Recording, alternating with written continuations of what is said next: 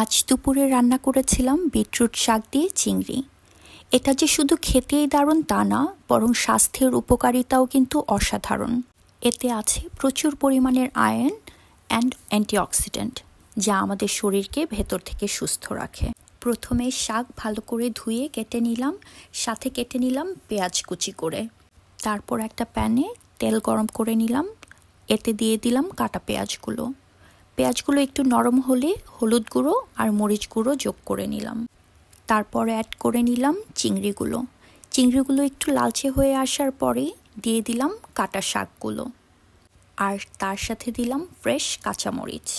তারপর কিছুক্ষণ ঢেকে দিয়ে সেদ্ধ হওয়ার পর লেবু পাতা দিয়ে নামিয়ে নিলাম। আচ্ছা, আপনারা জানেন কি যে বিটরুট শাকে যে বিটরুটের থেকেও বেশি ভিটামিন এ, সি আর কে থাকে, যা আমাদের ত্বক আর চুলের জন্য অসাধারণ। আজ তাহলে এখানেই শেষ করছি।